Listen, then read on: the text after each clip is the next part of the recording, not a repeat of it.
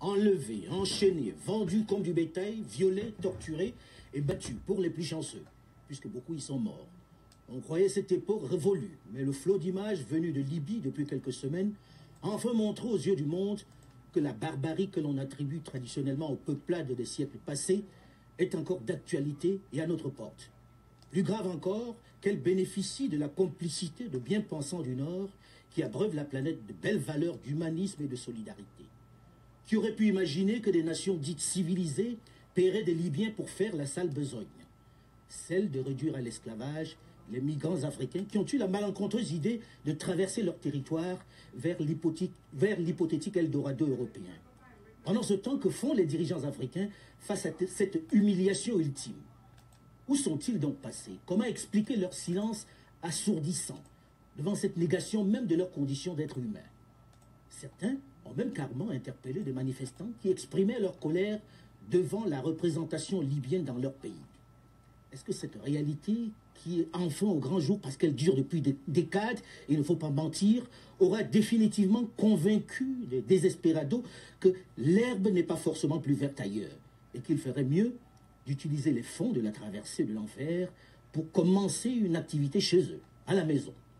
Bonjour à tous et bienvenue dans ce magazine consacré aujourd'hui à l'esclavage des Noirs en Libye, avec plusieurs invités sur ce plateau. D'abord, maître Kenneth Felio, avocat au barreau de Bruxelles. Il s'est illustré ces dernières années dans les questions de la réparation et l'esclavage.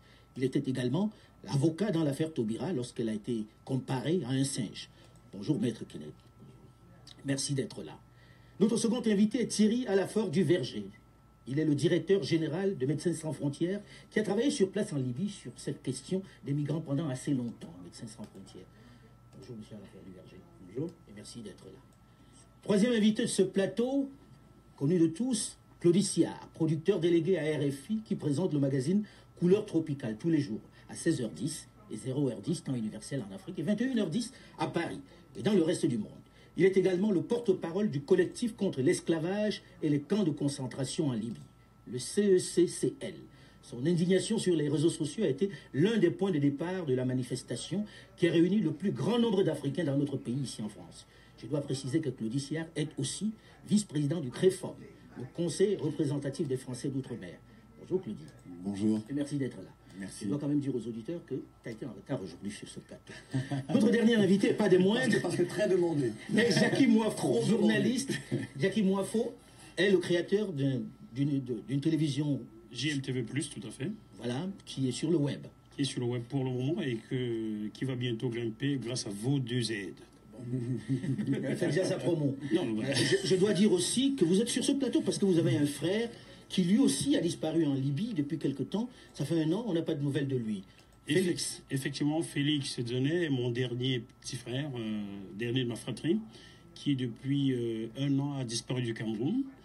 Et voici 6 mois qu'on n'a pas du tout de nouvelles. Mais aux dernières nouvelles, il était en Libye. Il était en Libye, oui. La dernière fois qu'on a eu de ces nouvelles, il était en Libye. Et qu'est-ce qu'on vous demandait, très concrètement? On a demandé une rançon. Il se dit que la famille a envoyé de l'argent. Moi, pas, car je voulais savoir à qui adresser de l'argent. Et je n'ai jamais eu de coordonnées. Par la suite, plus de nouvelles. Silence total. Silence total depuis. En tout cas, le silence, on commence à le lever, Claudie, puisque tu fais partie de ceux qui se sont indignés rapidement après ce qu'on a vu sur CNN. Comment, d'après toi, expliquer que l'on se soit tué pendant si longtemps? On savait que cela existait. Je crois que on ne s'est pas tué face à ça. C'est-à-dire que chacun, dans son coin, dans son espace, médiatique ou pas, dans son rôle au sein de la société, a parfois alerté. Moi, je sais que dans Couleurs tropicales, dans l'émission ou ailleurs, sur les réseaux sociaux, je n'ai jamais arrêté de parler, que ce soit du temps de Kadhafi ou après Kadhafi, pendant donc cette période où il n'y a plus d'État, enfin quoique, mais on va peut-être y revenir, et nous savions ce qui se jouait. Donc régulièrement on disait, voilà ce qui se passe, voilà ce que subissent les jeunes sur la traversée.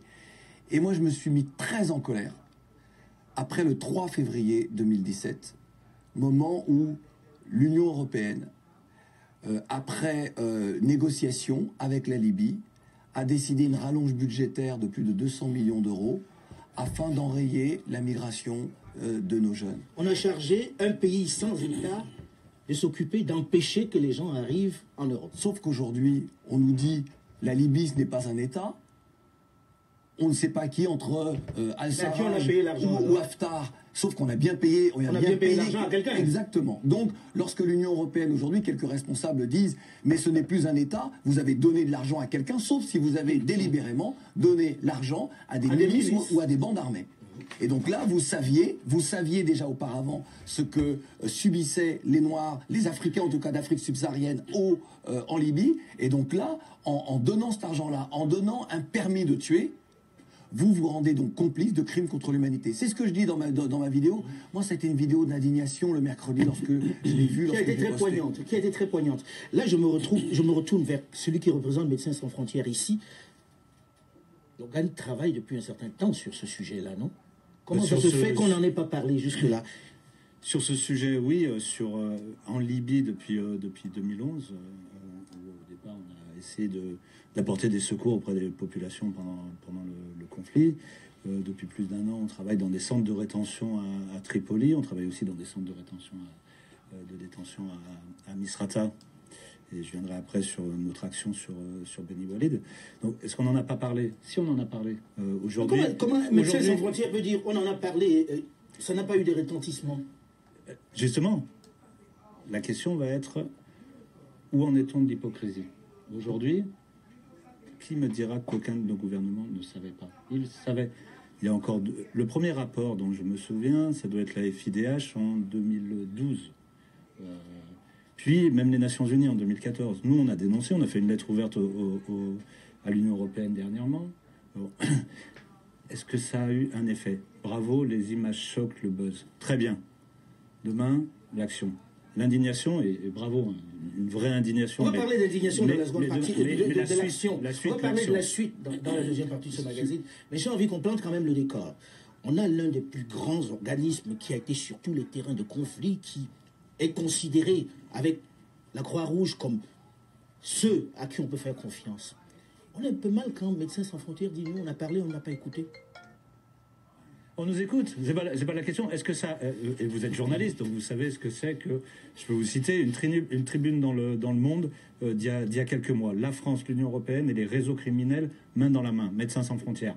Est-ce que vous en avez entendu parler? C'est resté Libération. C'était Libération, pardon, c'était pas Le Monde. Libération, Le Monde. On a fait une lettre ouverte à l'Union européenne. Vous en avez entendu parler? Donc, on nous a entendus à bas bruit. On n'a pas voulu entendre. Les gens savent, les gouvernements savent, les personnes initiées, en tous les cas, connaissent cette problématique depuis très longtemps. Aujourd'hui, on l'a vu en images. Elle révolte. Mais ceci, beaucoup de gens étaient au courant. Beaucoup de gens étaient au courant, mais n'ont pas voulu réagir. Est-ce que vous en avez vu qui revenaient de ce camp-là? Et que disaient ces personnes qui arrivaient de cet enfer, de cet esclavage?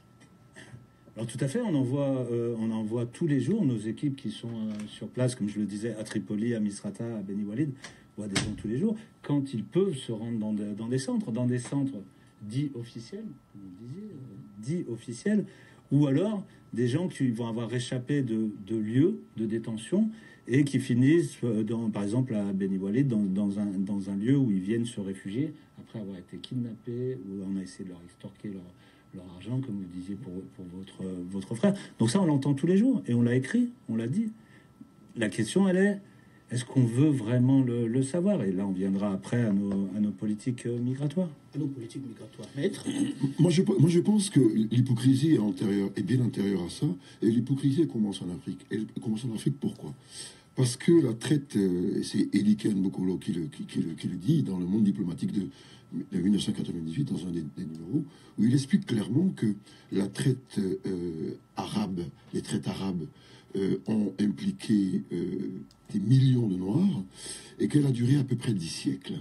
Sauf qu'il y a un interdit majeur à en parler en Afrique, d'abord parce que dans tous les pays où les esclaves noirs, en tout cas maghrébins, où les esclaves noirs ont été mis en détention, ils étaient systématiquement castrés, et donc il y a eu un peuplement résiduel, parce que les enfants qui naissaient étaient les enfants de femmes dont les marchands étaient amoureux, donc ils les protégeaient. Ou violés. Donc ils les protégeaient.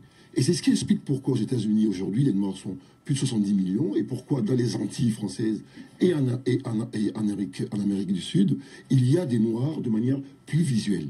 D'autre part, il y a également une question religieuse. On dit, et c'est très clair, et c'est ma thèse, l'esclavage et la chosification du noir, dont parle très bien Ta-Nehisi Coates dans Colère Noire, part du fait qu'il faut humilier ce corps.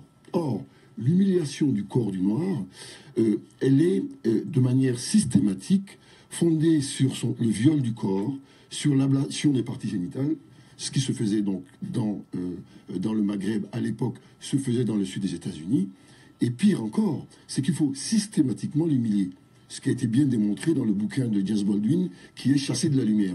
On vous chasse de la lumière, et c'est bien pour ça qu'avec le Black is Beautiful, les activistes noirs américains ont voulu réhabiliter l'image du noir.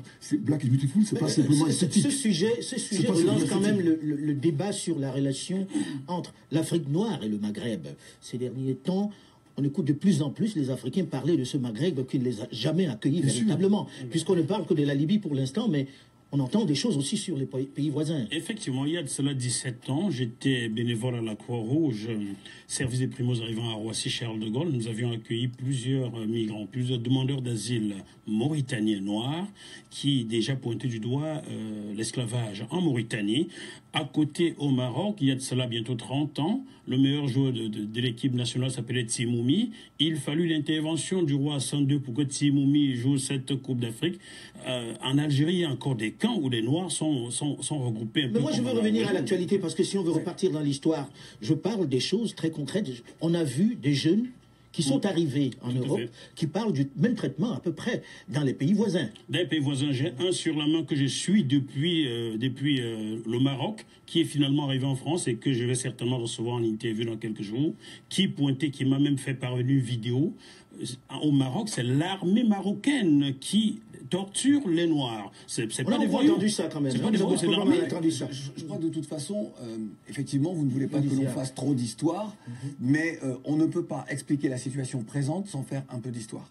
On va la faire courte. Non, ce que je veux dire, c'est on ne peut pas. C'est-à-dire que vous avez effectivement, dans les pays du Maghreb, un imaginaire, puisque depuis le 7e siècle, on a esclavagé des populations d'Afrique subsaharienne. Donc il y a un imaginaire. Le nègre, c'est le koufar, c'est l'esclave.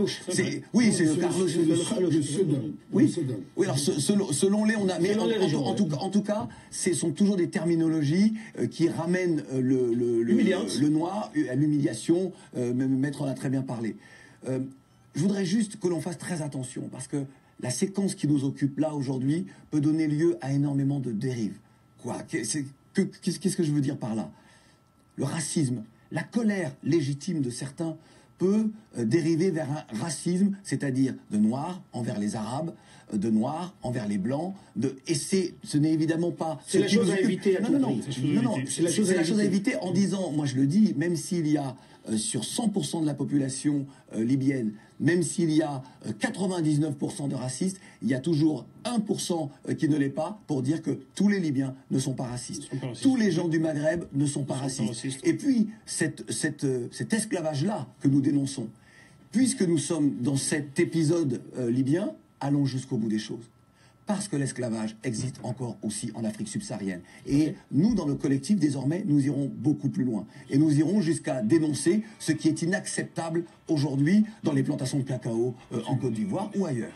On va en parler, mais j'avais envie que nous fassions le tour de ces régions où il y a quand même encore cet esclavage-là. Puisque... mais quelle que soit la forme que prend l'esclavage... Absolument.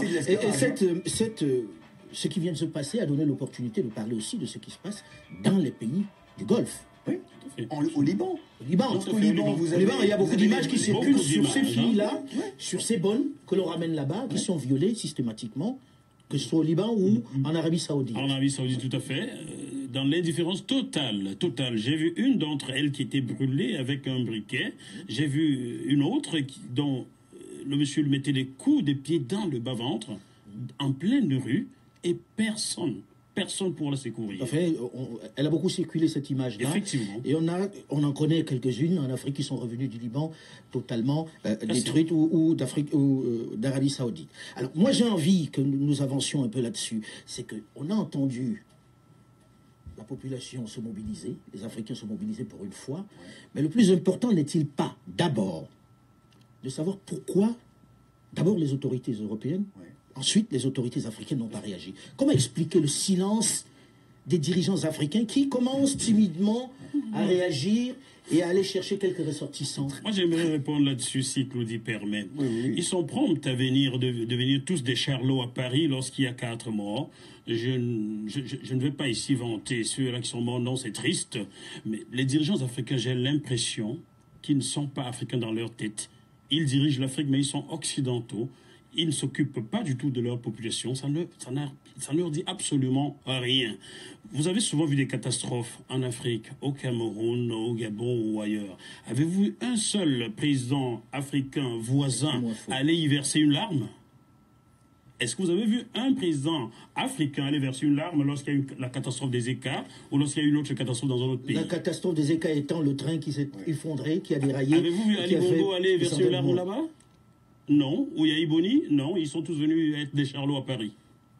Mais c'est Achille. Charlie. Il faut quand même dire Charlie. C'est Achille Mbembe qui, dans ses ouvrages, pointe du doigt le fait que nos chefs d'État sont finalement des proconsuls. Et d'ailleurs, des gouverneurs noirs. Des gouverneurs noirs. Dans la critique de la raison nègre, il appelle bien donc tous ceux qui vont vers les pays maghrébins pour venir en Europe, il les appelle les sans-parts, les sans-droits, en fait. Ces jeunes-là qui quittent des pays... On a eu quelque chose d'assez important parce que je travaille avec Claudie sur la question d'un migrant qui est arrivé donc de Libye. Il dit quelque chose qui c'est presque incroyable. Il dit: j'ai quitté les vertes vallées du Cameroun et j'ai commencé par regretter lorsqu'au Niger, je vois une chèvre manger du plastique. Donc, il comprend très rapidement qu'il sort d'une forme de paradis pour aller vers un enfer. Mais l'Afrique n'est pas un paradis. Pourquoi? Parce qu'il y a un ouvrage qui s'appelle Le Cercle des Tropiques, que j'ai étudié quand j'étais en terminale, où on parle du cercle parce que c'est une rondeur, parce que on ne sort pas du cercle. Pourquoi? Parce que on est dans une saisonnalité, on est dans la permanence du drame, on est dans la permanence du silence, on est dans la permanence du non-espoir. Attention, c'est du Sarkozy, là. Hein. Non, l'homme africain. Pas du tout. Non. Et ces jeunes-là, et cette jeunesse-là qui est depuis longtemps. Pour quelqu'un qui a travaillé avec Sarkozy. Oui, j'ai pas travaillé avec Sarkozy. Non. J'ai été délégué interministériel. Non, je dois laisser me mettre sur le Très sérieusement, ces jeunes-là, ce sont des existentialistes au sens camusien. Ils veulent vivre leur vie. Ils veulent vivre leur vie parce qu'on ne leur donne pas d'espoir. Mais ma question était celle de ces dirigeants qui ne réagissent pas. Et après, je terminerai après sur Sarkozy. Comme on le disait, c'est connu. Et là, maintenant, c'est fortement publicisé, et tant mieux. La réaction des dirigeants, en tous les cas de l'Union européenne, aujourd'hui, et de la France, et on les entend aujourd'hui, mais auparavant... On les entend aujourd'hui, mais on les entend très timidement. Et on les entend timidement. La question, elle est, qu'est-ce qu'on va faire? Parce que... Et pourquoi on ne faisait pas... Qu'est-ce qu'on va faire dans la seconde partie? Parce que ce sera consacré à cela.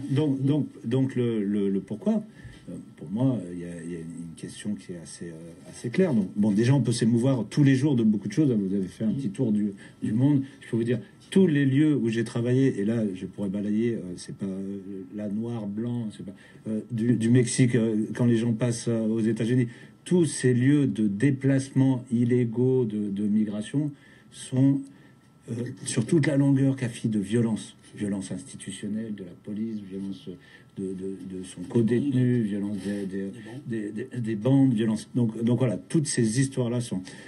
Aujourd'hui, on voit bien la volonté de dissuader de l'Union européenne, la volonté de dissuader de la France de venir. On a vu l'accord entre la Turquie et l'Europe se mettre en place. On a vu une forme de négation de l'asile. On voit tous les jours des gens qui traversent la frontière. C'est même illégal de les renvoyer sans qu'on ait pu avoir leur demande, même pas déposer une demande d'asile. De déposer la demande. On voit bien tous les jours ce qui s'est passé à Calais, ce qui s'est passé à Paris pour ce qui est de la France. Donc on entend aujourd'hui, une volonté, politique de moins dissuader. Il y avait eu le discours de notre président au préfet. On entend aussi la volonté du tout asile appliqué. Moi j'ai une question autour du tout asile. Est-ce que ça réglera le problème des gens qui ont voulu migrer mais qui ont été massacrés en Libye? Ont-ils droit à notre protection? Ont-ils droit à notre asile? La question se pose. Je me pose pas pour l'ouverture des frontières. C'est un droit régalien. L'État doit gérer ça. Mais est-ce que notre ça justifie que l'on charge quelqu'un de s'en occuper? Non, comment on a fait? Moi, je suis sur un paradoxe qui. Il y a un paradoxe aveuglant. Il y a 1 million de réfugiés syriens qui sont arrivés. Effectivement, ils ont eu des turpitudes en chemin, mais ils ont été accueillis à hauteur de 1 million. Moi, je vais vous renvoyer à ce qui correspond, et je suis assez égoïste là-dessus, et j'assume complètement, à ce qui correspond à mon apparence, à l'apparence de mon fils, à l'apparence que les gens qu'on maltraite aujourd'hui ont. La négrophobie existe, c'est un racisme particulier. Il est indiscutable que si on parle, comment dirais-je, de... comment ça s'appelle, le racisme spécifique aux juifs, l'antisémitisme, il faut qu'on commence également à parler de cette négrophobie. Je trouve que à partir du moment où ces jeunes noirs qui ont de l'énergie arrivent, ils deviennent plus embêtants, parce qu'ils sont plus visibles, parce qu'ils sont moins solubles dans la blancheur de l'Europe, parce que les Syriens techniquement sont arabes mais ils sont blancs. Comme ils sont moins solubles, ils posent plus de problèmes aux opinions publiques. Et même s'il y a eu un viol collectif à Berlin de ces jeunes Syriens sur les jeunes Allemands, qu'est-ce qu'on a dit? Oui, mais il y a une misère sexuelle, etc. C'est pas les Noirs qui violent les gens dans les pays du Maghreb. Je suis quand même obligé de réagir. J'ai un vrai problème là-dessus. Sur la négrophobie, moi, il va être très difficile de ne pas me convaincre. Je dis pas qu'elle n'existe pas. Je dis pas qu'elle n'existe pas. Mais renvoyer une souffrance à une autre souffrance, je pense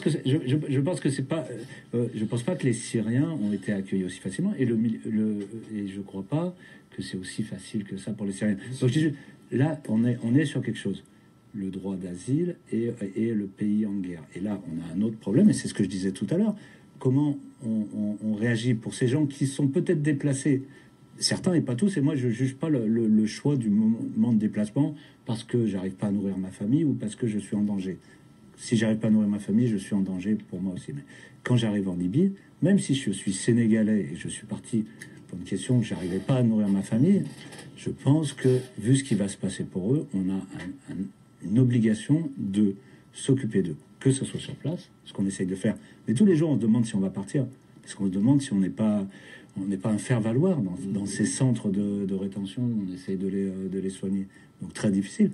Ou de les accueillir quelque part. Mais voilà, c'est juste... Je voudrais quand même en revenir à la question. C'est-à-dire que votre question était très claire. Où sont les responsabilités et pourquoi est-ce que les dirigeants africains en particulier et d'autres n'ont pas réagi? On ne peut pas se protéger... constamment et éternellement des conséquences de nos actes. Et les conséquences des actes des pays occidentaux, c'est la prédation sur les matières premières de pays d'Afrique francophone. C'est une monnaie qu'on appelle le franc CFA, qui appauvrit aussi toujours. Alors, on va pas faire le débat. Non, c'est pas. Non, ce que je veux dire, c'est que. Attendez, je voudrais juste te dire. Les responsabilités. Non, c'est pas ça. Ce que je veux dire, c'est pas le lieu partagé entre les deux continents. Non. Ce que je veux dire, c'est que vous avez donc, à un moment donné, une Europe, un Occident, qui a dessiner les contours de ce monde, les règles du jeu. On n'est pas dans une mondialisation, on est dans une occidentalisation du monde. On a les règles internationales ne sont pas des règles internationales, mais bien des règles occidentales, édictées par les Occidentaux, et ils sont les maîtres du jeu. C'est ça la réalité. Et donc, vous avez des peuples, des nations qui s'en sortent mieux que d'autres dans ce grand jeu-là, dans ce grand Monopoly, et d'autres pays qui de par l'histoire, sont encore sous domination. Et c'est le cas de nos pays d'Afrique. Et donc vous avez des jeunes qui partent, et vous avez des dirigeants dans ces pays-là, ils savent qu'ils n'ont pas les moyens. Non, attendez, parce que c'est vrai que dans ma vidéo, j'ai tapé sur eux, juste sur ces dirigeants, parce que je trouve que depuis trop longtemps, ils ne font rien pour cette jeunesse. Mais ce sont des gens qui sont, on parlait de proconsuls, et c'est vrai que vous avez des gens qui sont à la tête des États, et ils savent que leur marge de manœuvre est très faible en réalité. Mais plutôt que d'utiliser, de dire à leur population, voilà ce que nous ne pouvons pas faire. Voilà ce que moi, je ne peux pas faire. Et j'ai donc besoin de vous pour que le monde change, pour que notre société change. Et donc les populations deviendraient quelque part des boucliers pour les dirigeants. Mais comme ils sont dans leur tour d'ivoire, entre égoïsme, entre ce que vous voudrez, et ils ne partagent pas, ils ne disent pas, ils n'ont pas de regard réel, de politique véritable, pour pouvoir permettre à ces jeunes-là de rêver l'espoir d'une vie meilleure. Et lorsque vous avez 17 ans et que vous n'avez pas l'espoir de vivre mieux, qu'est-ce que vous faites? Vous partez. Si j'avais 17 ans, moi, au Niger, au Cameroun, ou au Sénégal, ou en Guinée, je partirais. Souvenez-vous cette chanson de Goldman qui n'a choqué personne, ça a été un grand tube en France, là-bas. C'est ce que dit le jeune, il dit qu'il part. Sa copine lui dit ne pars pas, et il dit je partirai. Mais si Allah me permet, je vous dirais qu'il y a un autre qui était pas dans une tour d'ivoire, mais dans un palais d'ivoire, qui a essayé de parler comme ça au peuple, et vous savez ce que Nicolas Sarkozy en a fait. Oui, il a là aujourd'hui Nicolas Sarkozy est libre. Oui, alors, vous parlez de 2010 et la Côte d'Ivoire, mais en 2011, puisque vous avez dit j'ai travaillé avec Nicolas Sarkozy, j'étais délégué interministériel. Et délégué interministériel, c'est un poste administratif. Donc je n'étais pas au gouvernement. D'ailleurs il a perdu les élections, moi je suis resté délégué interministériel et je n'ai été dénommé que le 4 octobre 2012 parce que j'avais démissionné auparavant, parce que je n'avais pas vocation à rester. Ce que je veux dire par là, c'est qu'en 2011, lorsqu'il y a eu... Non, c'est pour parler de Kadhafi. Je dois préciser que si on a évoqué Nicolas Sarkozy, oui, c'est en raison de sa responsabilité. C'est ce que j'allais dire. Mais c'est ce que j'allais dire. Nicolas Sarkozy qui court toujours. C'est ce que j'allais dire. En 2011, et j'ai donc dénoncé ce qui venait de se jouer, c'est-à-dire cette expédition punitive contre la Libye de Kadhafi.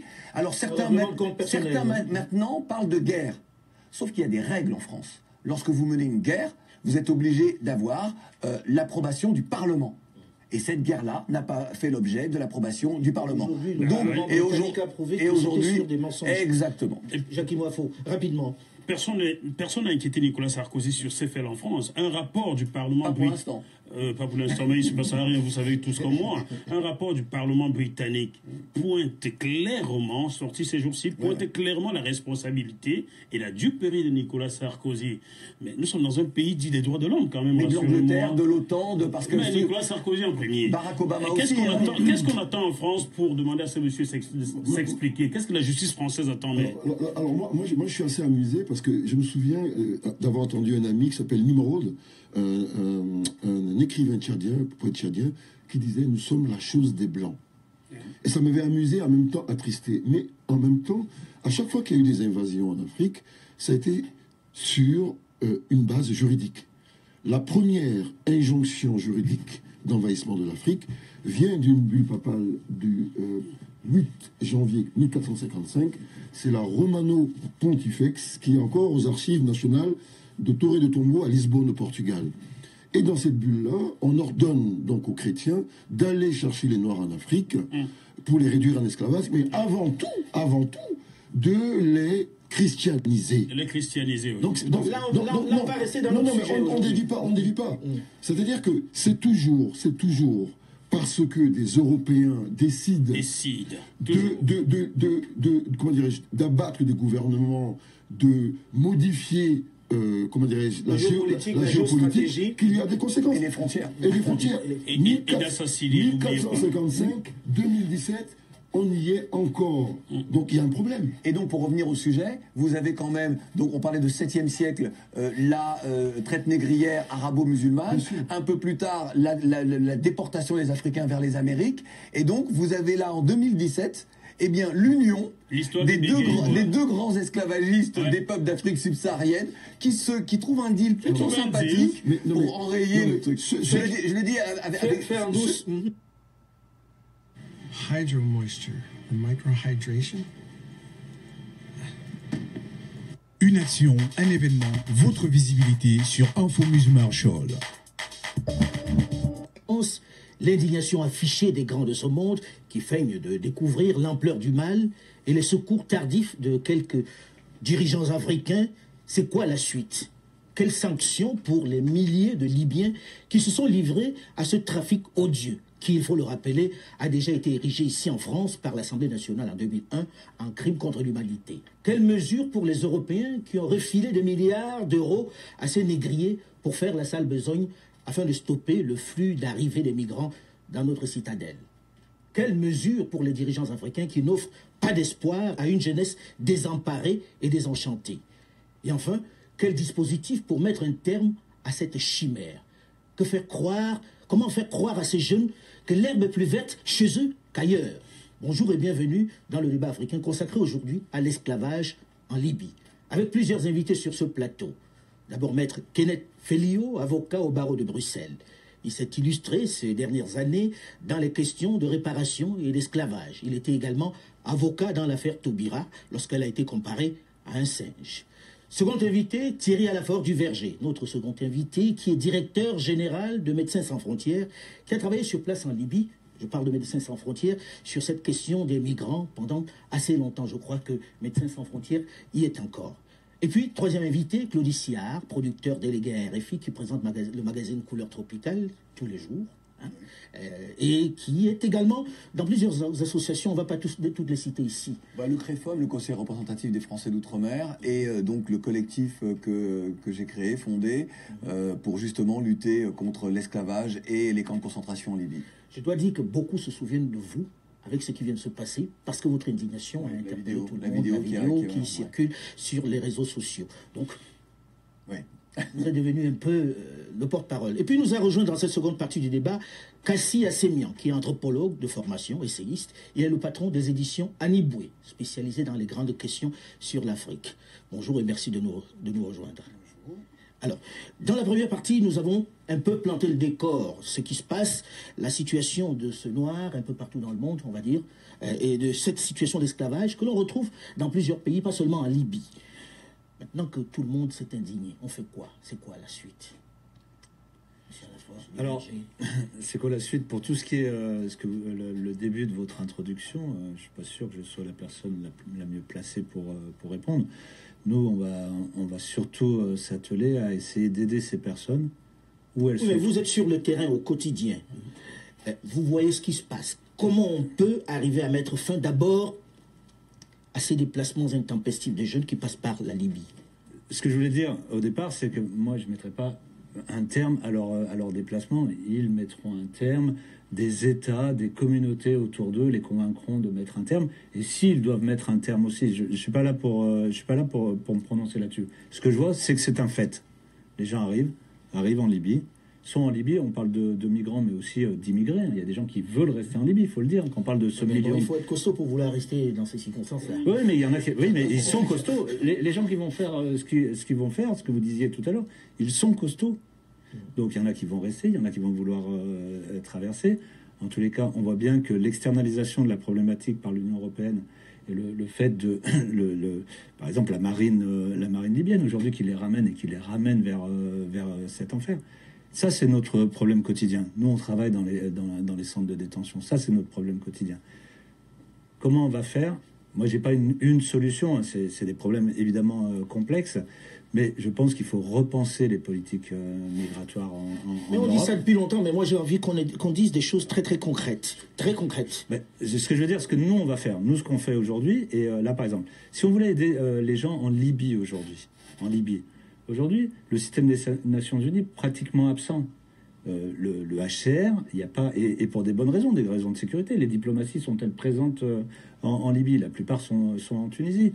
Nous, on est présents avec des petites équipes, et la situation libyenne est une situation chaotique, dangereuse. Donc, comment aider ces gens? Soit les aider à sortir, soit les aider à sortir, soit aller les aider sur place. Pour les aider sur place, la situation le permet-elle? Oui, un petit peu, on essaye. Nous, et ce que je disais, on est prêt des fois à se demander si on est juste un faire-valoir et s'il ne faudrait pas partir. Les aider à sortir, à rentrer chez eux, mais dans des bonnes conditions. les aider à arriver dans des pays tiers où ils voudraient s'installer.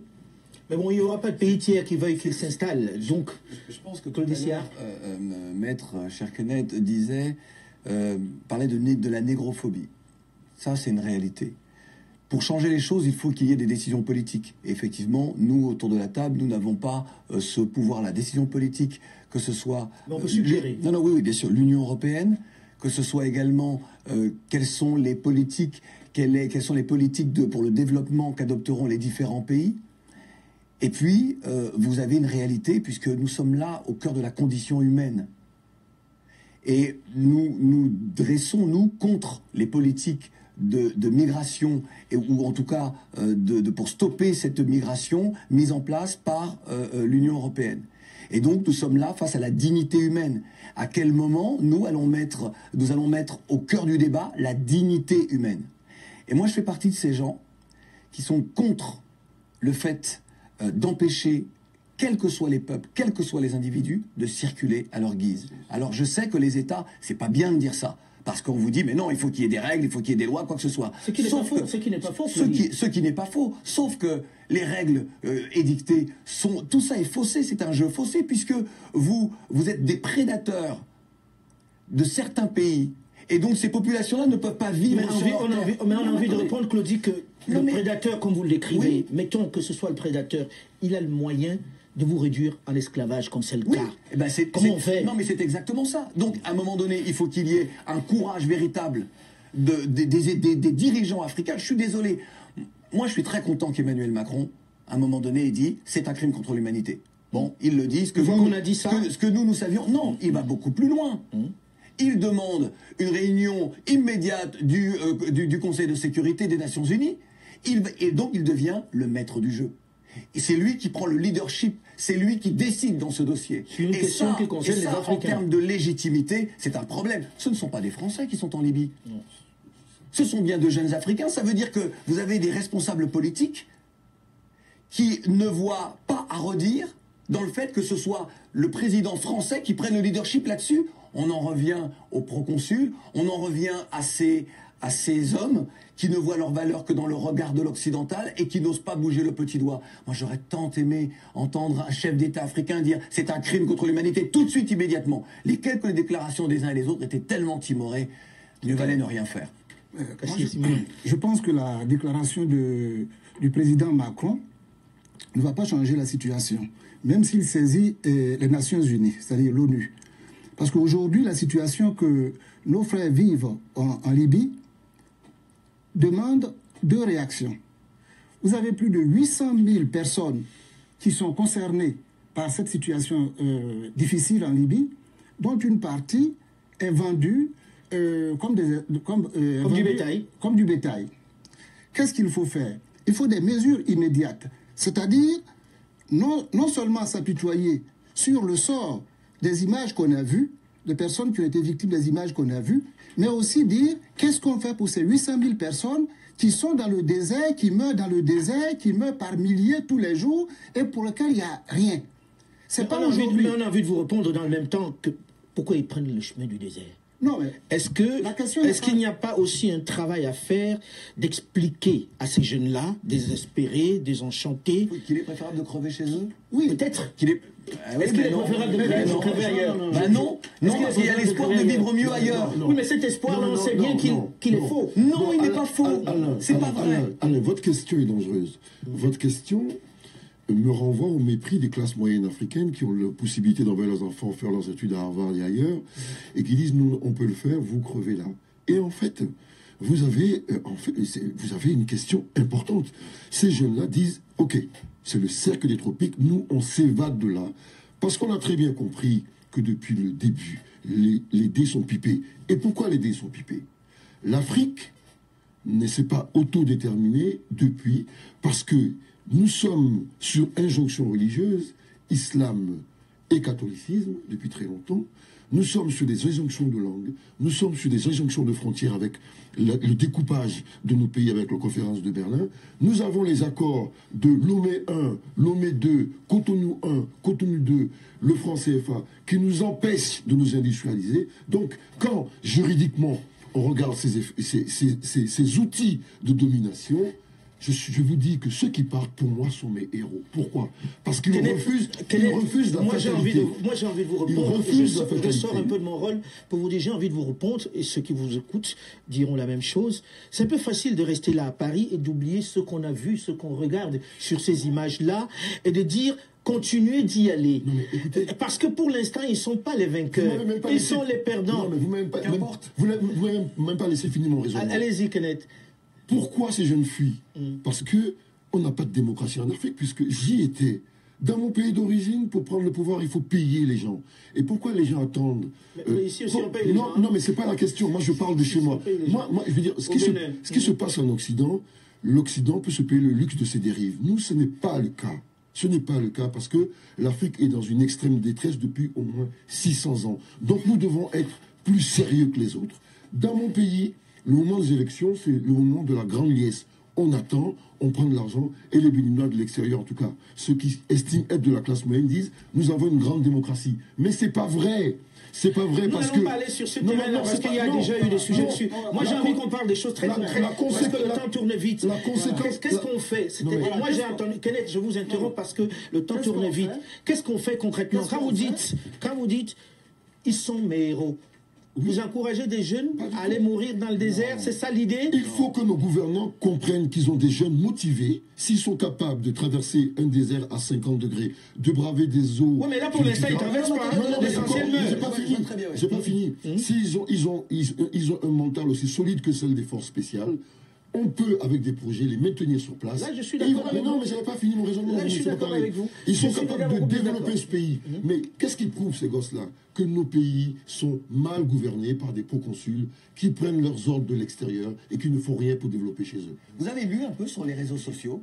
J'ai pas vu un message depuis une semaine qui dit du bien d'un responsable politique en Afrique. Pas un message. Ils sont tous vilipendés. Ça, c'est pas nouveau. Non. Je pense que là, cet épisode-là, il y aura un avant et il y aura un après. Là, je pense que le fossé se creuse de plus en plus entre les populations et les dirigeants. Vous ne vous rendez pas compte. C'est-à-dire que là, c'est comme si ce que l'on soupçonnait, eh bien, devenait très clair, là, au regard de ce qui s'est passé. C'est pour ça que je vous dis que l'épisode avec Emmanuel Macron, qui prend le leadership sur ce dossier-là, c'est dévastateur. Dévastateur. En pratique, qu'est-ce qui... Je dis pratiquement, il y a une urgence aujourd'hui. On vient de voir une partie où les gens sont vendus. Voilà. Et posons-nous la question, que deviennent les 800 000 personnes? C'est par rapport à ça qu'on peut demander qu'est-ce que nos gouvernants peuvent faire. Tout ce que nous dénonçons ici, nous le savons depuis longtemps. Me diriez-vous que les chefs d'État africains ne savaient pas qu'il y avait de l'esclavage en Afrique? Ils savent tous. En Mauritanie, qui est membre de l'Union africaine, il faut même parler de l'Union africaine. On va parler. L'Union africaine, c'est une coquille vide. Ça, tout le monde le sait. Donc je pense que l'essentiel n'est pas de recenser sur le rôle de nos chefs d'État. Ce que je dirais, c'est qu'il faut, à la limite, inviter, si la population est si déchaînée que ça, qu'ils descendent dans les rues des différents pays et qu'ils les chassent du pouvoir. Il y a suffisamment d'intellectuels. Là, vous appelez carrément à l'insurrection. À l'insurrection, mais oui. Mais vous y allez fort. On est proche d'une révolution. Pourquoi faire l'hypocrisie? Nous sommes là en train de dire que nos dirigeants ne valent pas le coup, qu'ils ne savent rien faire. Et nous restons là. Vous ne pensez pas qu'on va dire, ça c'est le débat de quelques personnes en bord de scène qui sont confortablement installées et qui appellent à la révolte? On dit qu'est-ce que nos chefs d'État font pour les 800 000 personnes qui sont là-bas aujourd'hui en Libye. Notre idée c'était de dire qu'est-ce qu'on propose. Était de dire qu'est-ce qu'on propose très concrètement pour pouvoir en finir. On va prendre ça de façon un peu ordonnée. On va prendre ça de façon un peu ordonnée, maître. Là, on commence par les autorités locales. Que peuvent proposer ces dirigeants locaux pour, on va dire, garder ces populations, cette main-d'œuvre sur place, garder cette jeunesse dont elle a besoin sur place? Quelles sont les mesures qui peuvent... L'Union africaine, c'est une blague. D'abord parce qu'elle est financée par l'Union européenne et par les Nations unies. Donc, encore une fois... Les Américains. Les Américains. Et donc, encore une fois, ça veut dire qu'elle n'est pas libre d'elle-même, puisque c'est les autres qui la financent. Première chose, il faut reconfigurer complètement ce continent. Et il faut le reconfigurer. Comment? Faire en sorte qu'il y ait de vraies élections et que de vrais politiciens reprennent le pouvoir. Ça, c'est la première question. Sinon, ces jeunes qui vont revenir chez nous vont être finalement le ferment d'une révolution violente. Pourquoi je dis ça? J'ai remarqué dimanche que les jeunes qui sortaient, donc les jeunes noirs, étaient hébétés parce qu'ils sont nés ici. Ils subissent des discriminations. Ils ne comprenaient pas comment... Vous parlez de lors de la manifestation. Ils ne comprenaient pas, j'ai remarqué, c'était l'hébétude. Moi, j'ai compris ce qui se passe, parce que j'ai travaillé sur les questions des migrations. Ok? Mais ils ne comprenaient pas. Il faut absolument que le logiciel change. Aucun pouvoir africain ne va résister encore 5 ans à sa propre inertie. Ce n'est pas possible. Cassie? Oui, moi je pense qu'on est en train de parler de quelque chose de général alors qu'il y a un cas concret aujourd'hui. C'est-à-dire que nos frères qui sont là, les 800 000, vous savez, le désert, j'ai pratiqué le Maghreb, je sais ce que c'est. Vous allez même aujourd'hui à Rabat, il y a des camps de réfugiés africains qui sont à Rabat où les gens ne mangent pratiquement pas de la journée. Deux fois, ils mangent une fois tous les 2 jours, une fois tous les 3 jours. Il se passe quotidiennement des drames. Devant une telle situation, il faut absolument que les dirigeants réagissent. Vous prenez par exemple l'OTAN, l'Occident, ceux qui ont créé le désordre en Libye. Ils ont la capacité d'intervenir aujourd'hui et de sauver la vie des 800 personnes qui sont en danger. Ce qu'il faut faire aujourd'hui, c'est de savoir qu'est-ce qu'on fait pour ces 800 000 personnes. On fait une intervention. Ils ont la possibilité. Une intervention militaire. Une intervention militaire. Carrément. Pour les mettre à l'abri. Oui. Parce que tout ce qu'on va gesticuler, c'est pas aujourd'hui qu'Alpha Condé en Guinée va prendre des mesures pour insérer les jeunes. C'est pas aujourd'hui que Alassane Ouattara va trouver des solutions pour la jeunesse. C'est pas demain que Paul Biya au Cameroun va résoudre. C'est de l'hypocrisie intellectuelle. Il y a eu la notion, il y a eu le droit d'ingérence. Oui. On nous l'a balancé, vous vous souvenez, de manière très poétique à l'époque. C'est maintenant qu'il faut l'appliquer. Oui. Vous attendez quoi? Que les 800 000... vous demandez une intervention. Mais oui, je suis désolé. Vous sauvez la vie des gens qui sont en danger. Si on allait sur le droit d'ingérence, puisqu'on pourra en discuter des heures, et je ne serais pas d'accord avec Bernard Kouchner sur le sujet, mais peu importe. Là, je trouve ça un peu, personnellement, précipité d'appeler à une intervention militaire, parce que... Non, mais je finis.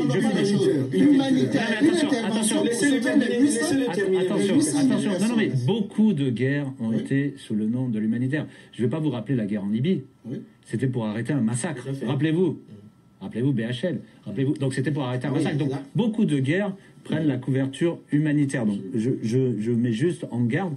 Je ne me prononce pas s'il faudrait ou pas. Là, il est vrai, et vous êtes très clair, il y a un cas concret aujourd'hui. Il y a des dizaines de milliers, des centaines de milliers dans des difficultés, dans des centres, comme je disais, dits officiels, ou dans des maisons cachées, des gens qui ont été kidnappés, torturés, extorqués de leur argent. Nous, on fait rien. C'est tout petit ce qu'on arrive à faire aujourd'hui. Donc, est-ce qu'on peut déployer de l'aide à ces gens-là et de la protection? Ils le méritent. Ils méritent de la protection. La seule protection, soit on arrive à la donner sur place, soit ils la trouvent à l'extérieur. Et on parle de très court terme, là maintenant, pour que des gens survivent. Et là, quand je parlais de politique migratoire, est-ce qu'il faut revoir quand même, parce qu'on voit bien la compression, la possibilité de traverser la Méditerranée, ce qui est moins vrai ces derniers jours, hein, on voit une reprise, et alors ça, c'est des jeux entre... on a l'impression, on entend nos États dire... on va lutter contre les trafiquants. Ça revient beaucoup. On va lutter contre ces trafiquants. Mais c'est une offre de la demande, et on a l'impression qu'il n'y a pas de porosité entre qui gouverne en Libye et les trafiquants. On a cette impression qu'allez, on va arrêter les trafiquants et tout va être réglé. Mais bien sûr que non. On le sait très bien. Donc, à mon avis, l'asile doit être revu de manière un peu plus large, et ces personnes méritent l'asile aujourd'hui, hein, et comme on parlait tout à l'heure des Syriens qui le méritaient parce qu'ils fuyaient la guerre, donc voilà. Quel type d'asile? Je sais bien qu'ils ne reprendraient pas aux conventions de Genève, mais peu importe, on peut trouver ça. Sur place, la situation est une situation chaotique où on a du mal à déployer une aide et une protection suffisante pour ces populations. La question... Alors, oui. oui, c'est bien d'avoir dit il y a un cas concret et il faut pouvoir y répondre de façon concrète parce qu'il faut les sauver.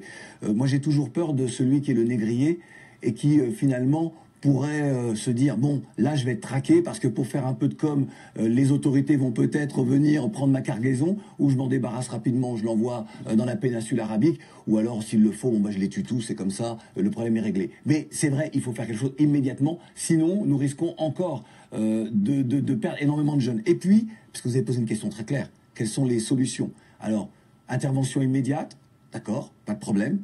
Maintenant, à long terme. Parce que le problème, finalement, si vous ne réglez pas la pathologie au plus profond de sa racine, les choses reviendront. Premièrement, l'Union européenne doit revoir sa politique avec l'Union africaine et avec les différents pays d'Afrique. C'est-à-dire cesser cette politique qui veut que l'on soit le dominant sur des dominants et qu'on continue, de toute façon, quoi qu'il en coûte, que l'on continue à être des prédateurs.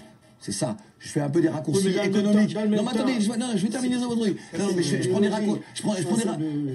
Non, c'est pas de l'idéologie parce que après, ça a une répercussion sur la vie des gens. Ça explique que ces jeunes peuvent regarder derrière vous. C'est le fondement du système. Mais le système. Non, mais attendez. Je voudrais juste terminer. Tout à l'heure, j'ai expliqué que nous sommes dans un monde créé par les Occidentaux et qu'ils sont les maîtres du jeu. Sauf qu'à un moment donné dans la vie, moi si je vous sors un billet et je vous dis ce billet-là, il n'a que la valeur que je lui accorde. Un système n'a que la valeur qu'on lui accorde. Si vous dites, moi, nous sommes tous là autour de la table, et si, par exemple, tous les trois, vous êtes les maîtres du jeu, et nous, on subit, à un moment donné, on va dire, nous, on va arrêter de jouer, on va sortir de votre jeu, on va créer notre petit jeu à nous, et vous restez dans votre jeu. Et là, subitement, vous avez besoin de ce que nous avons, et ça fonctionne plus. Donc, c'est pour ça qu'à un moment donné, ce sont pas des mots et des théories. Les êtres humains sont capables de changer leur vie. Un autre monde est possible, pour paraphraser mon ami Awadi. Alors, deuxième chose, la France doit changer également sa politique à l'endroit des pays d'Afrique francophone et arrêter de dire c'est nous qui décidons parce que nous avons de grandes entreprises qui détiennent les marchés, des monopoles et que donc c'est nous qui faisons et défaisons les rois. Faut qu'on j'ai envie de je voudrais juste terminer. Réaliste. C'est du réalisme. Non, c'est tu vois. C'est pourquoi c'est du réalisme. Vous savez pourquoi c'est du réalisme? Vous savez pourquoi c'est du réalisme? Dis-moi. Peut-être que pour l'instant, ça vous semble utopique, mais c'est avec les utopies qu'on change le monde. Pourquoi ça vous semble utopique? Parce que vous dites, mais non, en termes de business, il y a trop de business. Sauf qu'à un moment donné, pour l'instant, on accepte les conséquences du fait que la France ait des monopoles. Sauf qu'à un moment donné, lorsqu'il y aura plus de problèmes que de solutions, enfin, en tout cas, plus de... je cherche mes mots, mais en tout cas, plus d'inconvénients. Inconvénients que d'avantages. Donc, à un moment donné, on repensera la politique. Donc, je voudrais juste terminer ça, c'est très important. La France doit revoir sa relation avec les pays d'Afrique francophone. Et puis, les dirigeants africains doivent désormais décider de prendre en compte le sort de leur population, et en particulier de leur jeunesse. Il est important que sur un continent de jeunes, que l'on consulte cette jeunesse, qu'il y ait des consultations nationales de la jeunesse, que l'on parle à la jeunesse, qu'on écoute, qu'elle nous dise... Non, mais attendez, qui peut s'opposer à cette idée? Attendez, mais puisqu'ils ne le font pas, mais c'est du concret. Tu as beau dire ça, ça l'est. Et je voudrais terminer, parce que ce qui nous occupe là sur l'esclavage, moi qui suis un descendant des déportés d'Afrique, ça fait une quinzaine d'années, et vous le savez, que je plaide pour que l'Union africaine décrète une journée officielle de souvenir à la mémoire des millions de... Non, mais attendez, il faut même la Est-ce que je peux juste terminer? Est-ce que je peux juste terminer mon propos? Est-ce que je peux juste terminer mon propos? Non, mais attendez, vas-y, Claudie, termine. L'Union africaine, c'est quand même, aujourd'hui, c'est une instance qui existe, c'est elle qui décide, avec tout ce que l'on peut lui reprocher. Il faut la faire disparaître. Non, mais je suis d'accord. Je voudrais juste terminer. Aujourd'hui, c'est l'instance qui régit l'ensemble. Même si, je suis d'accord, on est entièrement d'accord sur le constat. On est entièrement d'accord que l'Union africaine instaure une journée du souvenir des millions d'Africains déportés. Nous avons, nous, le culte des ancêtres sur le continent. Et nous avons le culte pour tous les ancêtres, sauf pour ceux-là.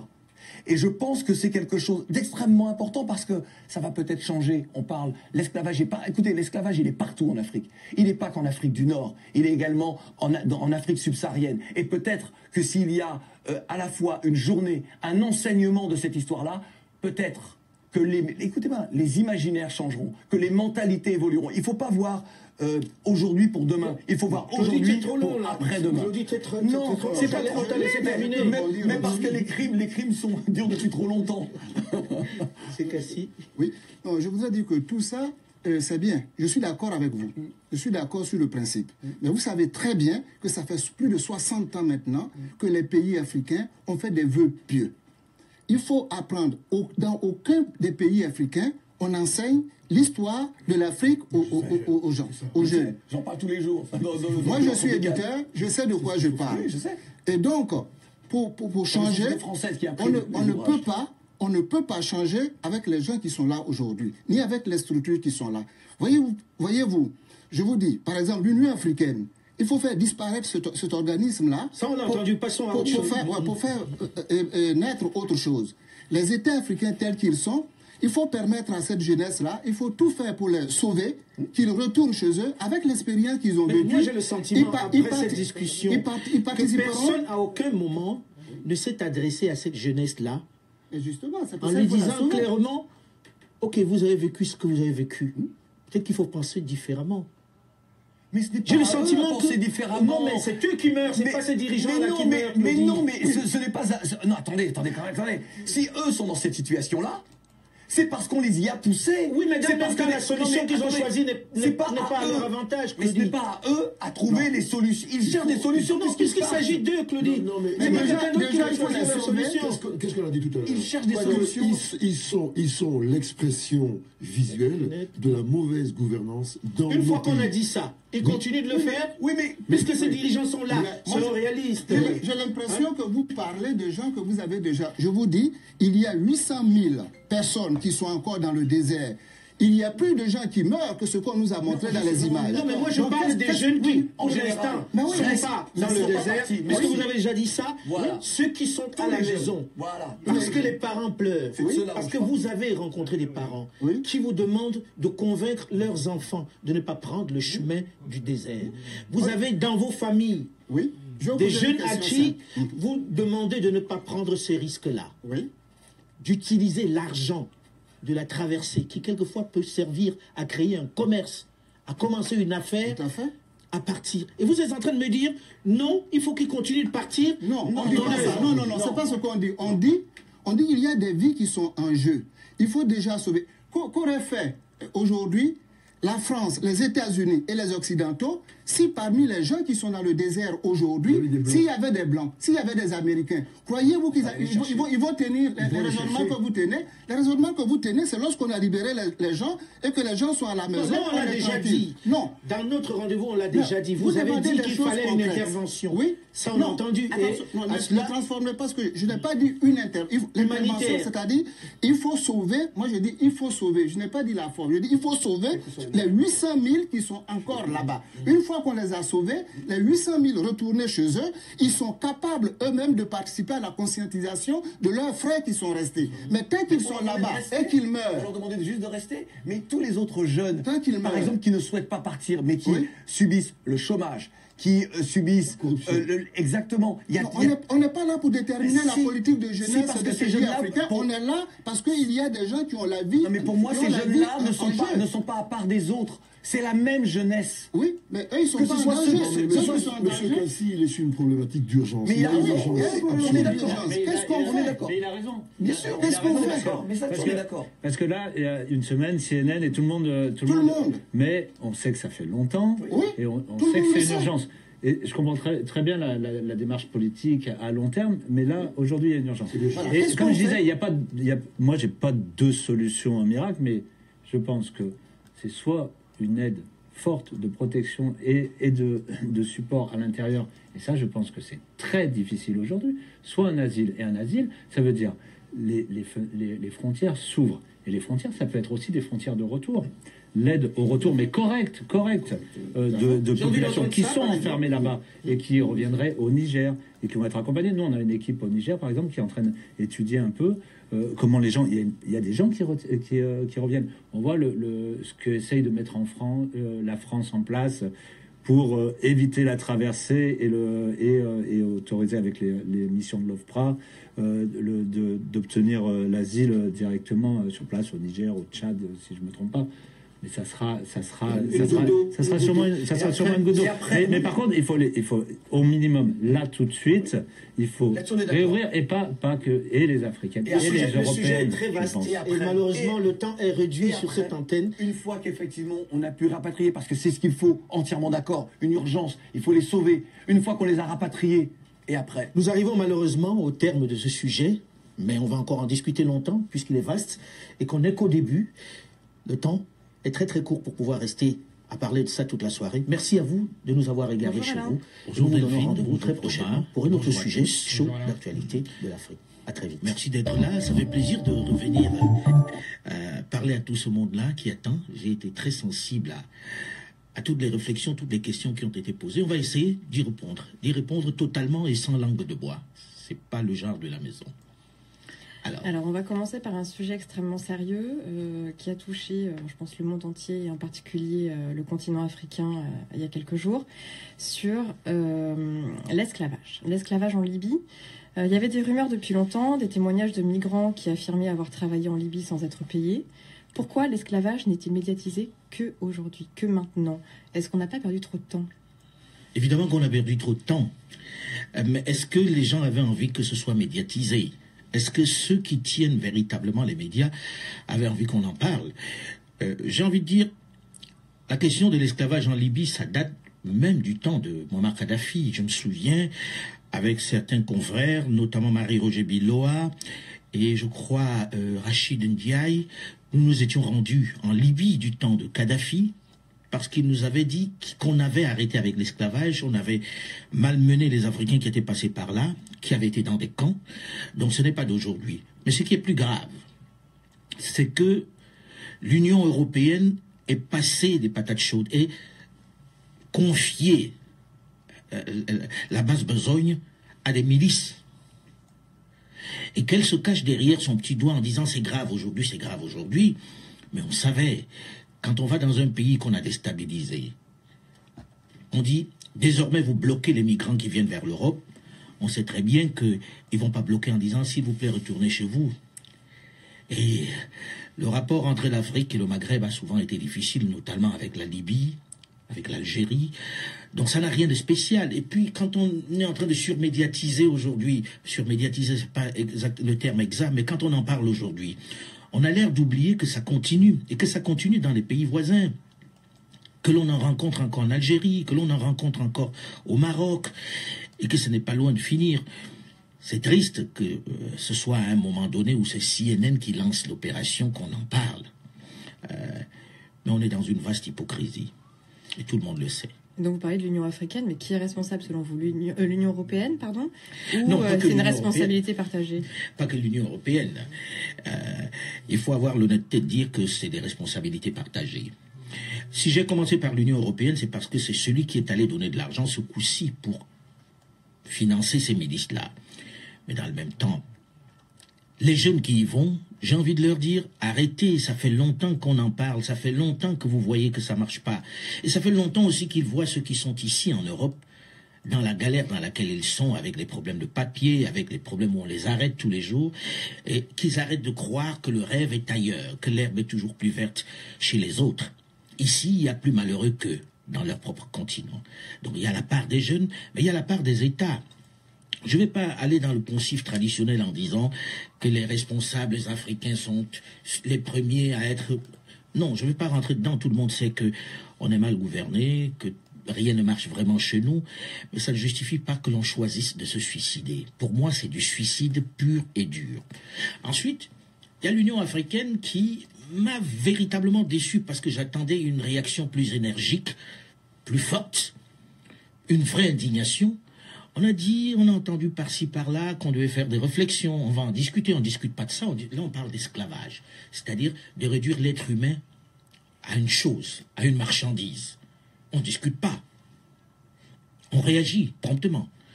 Et discuter, pour moi, c'est déjà la preuve qu'on commence à accepter que ça puisse être possible. Ça n'est pas possible. Donc les responsabilités sont partagées. Autre question des auditeurs, comment reconstruire des femmes et des hommes qui ont ainsi été brisés? Et est-ce que l'Occident est encore un rêve aujourd'hui? Reconstruire les femmes et les gens qui ont été ainsi brisés. Moi, j'ai peur que ce soit des gens qu'on ne puisse pas facilement reconstruire, surtout dans nos États du sud du Sahara où personne n'a pensé à ces cellules psychologiques fortes. Ensuite, où les gens font plutôt des opérations. J'ai écouté quelqu'un dire on va leur donner un peu d'argent. Ceux qui sont revenus. Moi, je pense qu'il faut créer des emplois pour qu'ils travaillent. Qu'avec cet argent-là, on ferait mieux de les fixer sur place en leur donnant du boulot, tout simplement. J'ai appelé le jeune frère qui a un cœur d'ange, Samuel Eto'o, qui a été sensible et qui a pleuré devant sa télévision en regardant ces gens-là qui revenaient martyrisés, battus, violentés. Il voulait faire un geste en disant il faut les aider. Moi, je lui ai dit il vaut mieux leur donner, créer une entreprise, leur donner du boulot pour que ça puisse, ils génèrent l'argent qu'ils vont toucher ensuite. Parce qu'il a un très grand cœur, il a toujours montré son très grand cœur.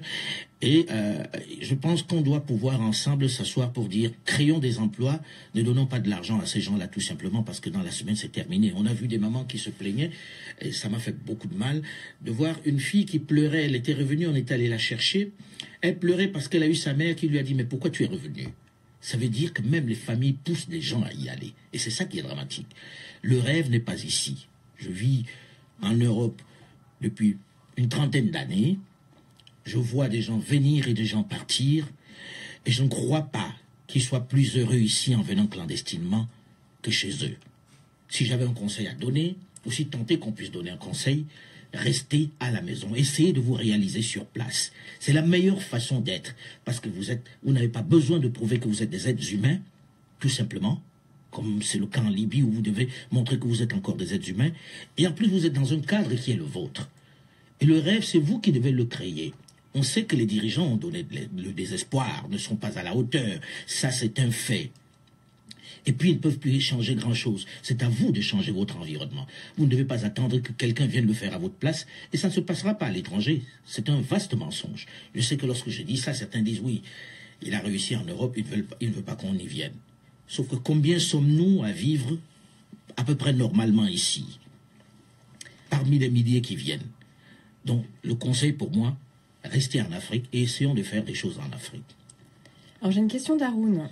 Alain Foka, au regard de votre expérience, êtes-vous aujourd'hui optimiste ou pessimiste sur le développement de notre cher continent? Et si oui, pensez-vous que la jeunesse africaine à laquelle j'appartiens avec fierté, dit-il, est au rendez-vous?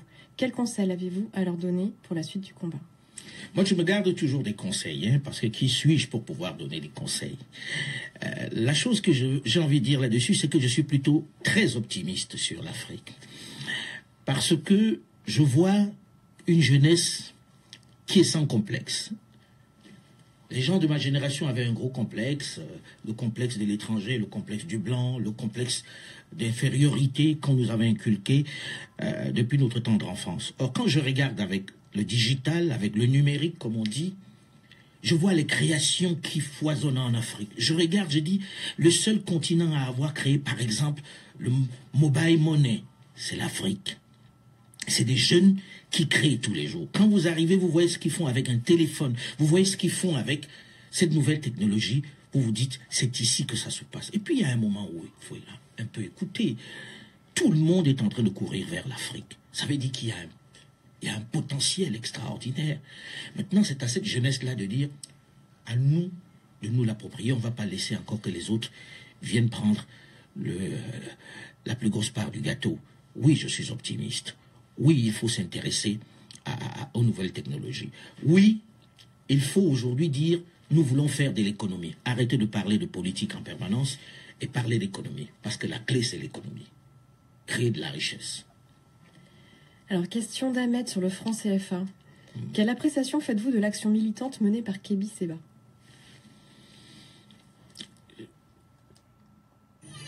Getting your wires crossed? Bring some sense back to the season at the Mattress Firm Winter Slumber Sale. Cozy up. Séba. Je crois que les gens sont toujours dans des théories un peu en Afrique, c'est bien, surtout une certaine génération où on prend le drapeau, on agite, on descend dans la rue et c'est très beau, c'est fabuleux. C'est bien de s'indigner, c'est extraordinaire de s'indigner et c'est encore fabuleux de discuter. Mais moi j'ai peur des théories. Pour moi l'urgence, et je pense que je ne le connais pas Kémi Séba, c'est pas quelqu'un que je connais, donc je ne peux pas le juger. Mais pour moi, l'urgence, c'est l'intégration régionale. Il faut que nous commencions par nous entendre, par créer un marché viable. Pour commencer à parler de monnaie, la monnaie, c'est beaucoup plus compliqué. Parlons d'abord ensemble, créons un marché. Que les 17 États francophones deviennent un marché, ce serait extraordinaire et à ce moment-là, on aurait une vraie monnaie. Mais imaginez que chacun soit dans son coin et dise, nous on sort du CFA, tout simplement, sans avoir préparé quelque chose à côté. Vous imaginez la Centrafrique avec une monnaie? Vous imaginez tout ce que Boganda, l'ancien président centrafricain, appelait les poussières d'État avec chacun sa monnaie? Mais on fait quoi avec ça? Je pense que le plus urgent, c'est de mettre toute cette énergie de la jeunesse, qui est extraordinaire et la capacité d'indignation est remarquable, de mettre cette capacité d'indignation au service de l'intégration régionale. Est-ce que vous trouvez normal que quelqu'un qui vient du Bénin pour aller au Cameroun ait besoin d'un visa? Alors que c'est un ensemble qui dit nous sommes africains. Est-ce que vous trouvez normal qu'un Sénégalais pour aller à Kinshasa ait besoin d'un visa? Est-ce que c'est pas ça le plus urgent? Créer un vrai marché et de fait, on aura une économie qui nous donne le moyen d'avoir une monnaie forte. Mais dire qu'on commence par la monnaie, j'ai le sentiment, mais je ne suis pas un grand spécialiste et je ne vais pas donner des leçons aux gens, j'ai le sentiment que nous sommes dans l'accessoire. La suite viendrait naturellement si on était intégré. Faisons pression plutôt sur les dirigeants africains pour qu'ils fassent une vraie intégration régionale.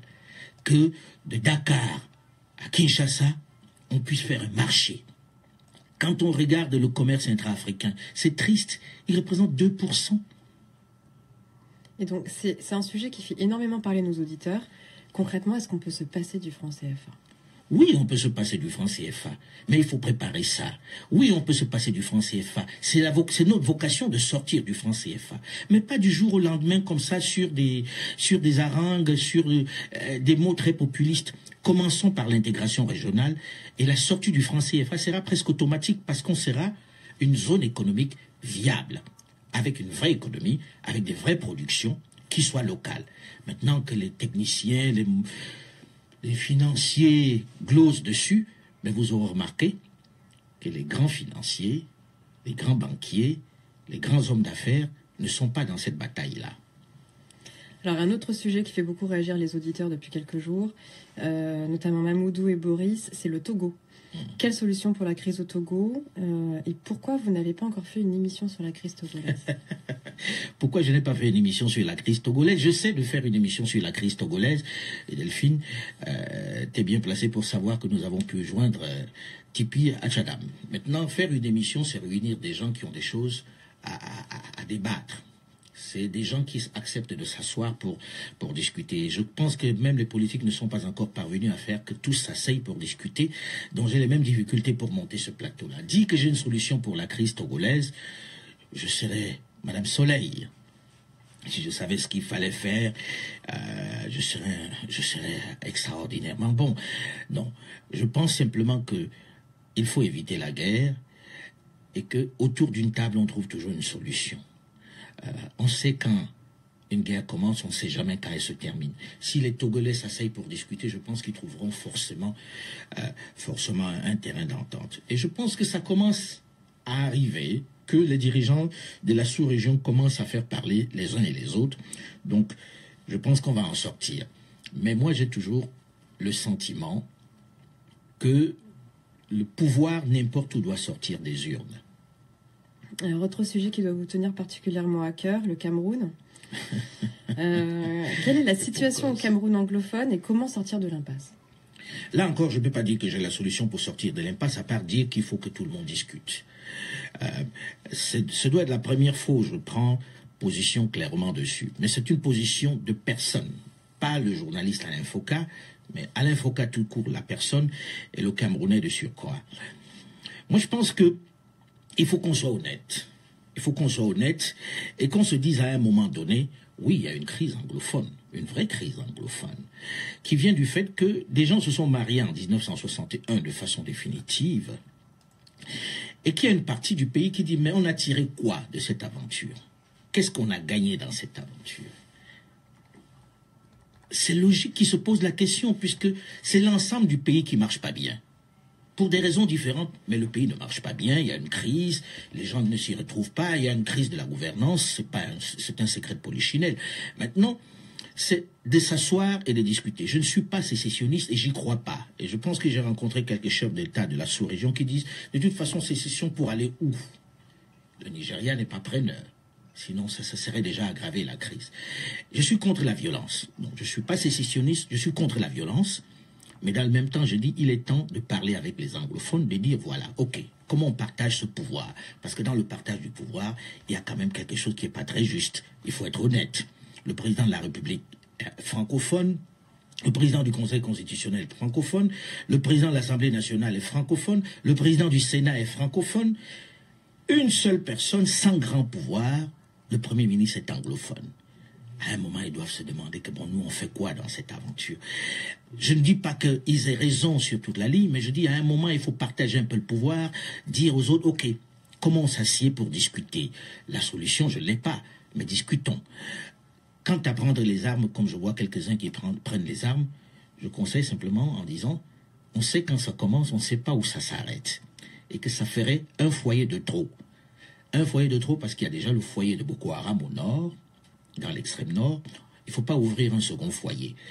Mais aux autorités aussi d'éviter qu'il y ait un second foyer. Aux autorités de dire, voilà, asseyons-nous et discutons, pour de vrai. Pour de vrai. Alors on revient sur le débat sur les faux médicaments qu'on a diffusé il y a quelques semaines. Un auditeur nous fait remarquer que c'est la seconde fois qu'on traite ce sujet. Il demande pour quelle raison? Simplement parce que les Africains n'ont pas conscience du nombre de morts que l'on déplore chaque année en raison des faux médicaments. Savez-vous qu'il y a des gens qui écrasent des os d'animaux en Asie et qui envoient en Afrique comme étant des antipaludéens? Imaginez quelqu'un qui souffre du palu, qui prend encore cela dans le corps. Je ne prends que cet exemple, parce qu'on a vu de la mort au rat, vendue par terre, comme médicament. Donc, on ne peut pas laisser ça passer, les gens meurent tous les jours de ces faux médicaments. C'est l'un des plus gros fléaux de notre temps. Donc je pense qu'il faut sensibiliser les populations, sensibiliser également les autorités sanitaires qui doivent aussi, de ce côté-là, rendre les médicaments plus disponibles, avec peut-être, on va dire, un emballage plus adapté aux populations, avec des choses qui... Moi, ce qui m'horripile le plus dans les États de chez moi, du sud du Sahara, c'est que la santé est le parent pauvre de l'affaire. Aujourd'hui, quand vous allez dans les hôpitaux africains, c'est des mouroirs. This holiday, the real gift isn't what's inside the box. Quand vous allez dans les hôpitaux africains, c'est des mouroirs. C'est des mouroirs, tout simplement. Et je pense que la chose qu'on doit demander à ces gens-là, c'est pas changer la monnaie, d'abord, c'est soigner les gens. Les gens meurent des choses dont on ne parle même pas. Quand vous arrivez dans un hôpital africain, vous avez plus de chances de sortir avec les pieds devant que debout. Donc, le rôle de l'Africain et du leader un peu d'opinion qu'on est devenu par la force des choses, c'est de dénoncer ça. Et pour moi, je pense que les émissions sur les faux médicaments, on n'en fait pas assez. Et là-dessus, Claire Hédon en a fait pas mal, et je vois d'autres qui en font. Je voyais Igor Strauss sur cette antenne qui prépare quelque chose, un vrai documentaire sur les faux médicaments, avec des morts tous les jours. Alors, il y a un auditeur qui est très attentif, qui a vu dans nos prévisions qu'on allait faire un débat sur les églises de réveil. Il demande pourquoi elles sont dangereuses, pourquoi une telle prolifération en Afrique et quels sont leurs liens avec le pouvoir.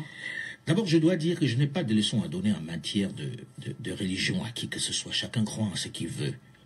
Pour moi, l'essentiel, c'est d'avoir une foi. Moi, j'ai la foi en Dieu.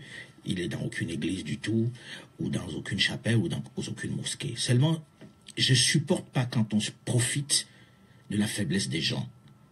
Et ces églises de réveil profitent de la faiblesse de beaucoup de monde parce que les gens sont dans la détresse et rêvent d'un avenir meilleur quelque part qu'ils promettent et qu'ils ne peuvent pas forcément donner. C'est pour ça que j'ai peur. Quand vous rencontrez les gens aujourd'hui en Afrique, vous ne pouvez pas faire 3 phrases sans qu'ils vous disent par la grâce de Dieu, gloire à Dieu, ou Inch'Allah. On est toujours dans ces théories qui font que on a mis Dieu dans des églises ou dans des chapelles. Dieu est au-dessus de tout ça, de mon point de vue, et on ne doit pas l'utiliser à des fins personnelles ou pour s'enrichir. Et quand vous voyez les pasteurs de ces églises, à quel point ils sont riches, vous vous demandez où est-ce que vous avez pris ça. Voilà, j'attire simplement l'attention des gens dessus. Je dis, si vous allez dans une église, faites attention. Puis je suis un peu peut-être provocateur quand je dis, toutes ces religions sont venues d'ailleurs. Je n'ai pas vu une de ces religions qui soit une religion africaine. Est-ce que ça veut dire que nous n'avions pas de religion en Afrique? Dans ce cas, peut-être qu'on est finalement des animaux. Mais je crois que si on a une âme et une pensée, si on est des êtres humains, c'est qu'on a eu des religions. Peut-être qu'on devrait lutter pour retrouver ces religions-là, au lieu de courir après des chimères. Alors de mémoire, je crois que la diffusion du débat, ce sera le 17 décembre. 17 décembre, oui. Une question de Jonas. Quel pays africain présente des indices de développement intéressants pour freiner l'immigration clandestine? C'est facile à dire aujourd'hui, mais c'est une réalité. Qu'on l'aime ou qu'on l'aime pas, le Rwanda est un modèle aujourd'hui. Ça marche au Rwanda. Qu'on déteste ou pas le président, que l'histoire soit n'importe comment, on est forcé de reconnaître que le Rwanda, ça marche. Ça veut dire que notre problème en Afrique, francophone notamment, c'est le leadership. Quand il y a le leadership, ça va mieux. On a vu la Côte d'Ivoire aller mieux. Après la longue crise, on peut ne pas l'aimer, mais ça va mieux. Donc, je pense qu'il y a des modèles comme ça qui commencent à apparaître, qui doivent inspirer et qui doivent faire comprendre qu'il nous faut des vrais leaders. Pas juste des chefs d'État, pas des gens qui ont les chevilles qui enflent tous les jours, mais des gens qui ont envie de faire du bien à leur peuple. Malheureusement, on en a peu. Abou nous dit « L'Afrique commence à être envahie par le luxe avec le développement des nouvelles technologies et autres. On voit beaucoup de belles choses. Est-ce que cela signifie que le système économique africain décolle ?» Dire que le système économique africain décolle, j'en doute vraiment. Peut-être qu'il va décoller. En tout cas, il décolle pour ceux qui viennent investir, qui apportent leurs capitaux, mais qui repartent avec les dividendes. Autre grosse actualité ces derniers jours, le Zimbabwe. Que pensez-vous de la démission de Robert Mugabe et dans quel état laisse-t-il le Zimbabwe? Je suis triste que Robert Mugabe parte comme ça, parce que les gens ont tendance à oublier que c'est quand même un grand nationaliste. Qu'on a aidé Robert Mugabe à devenir ce qu'il est devenu. Il me rappelle un peu Sékou Touré, qui était un nationaliste, mais sous la pression des grandes puissances, il est devenu un parano et un dictateur. Mugabe, malheureusement, est parti trop tard. Il aurait dû partir quelque temps plus tôt.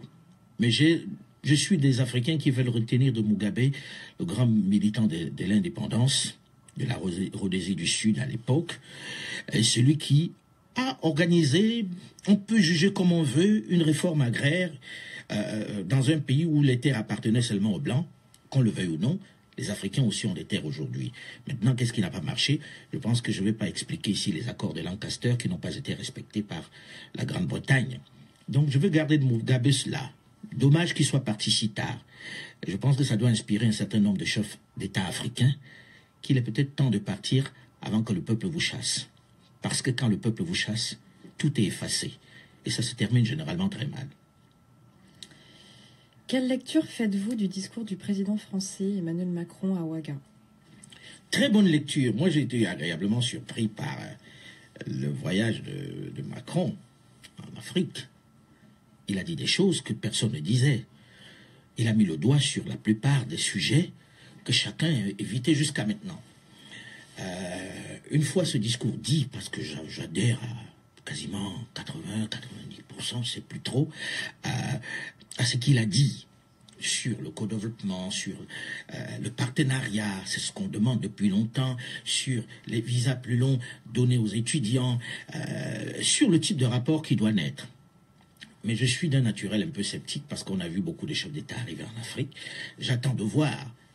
Nous avons reçu dans le débat africain des membres du Conseil présidentiel pour l'Afrique.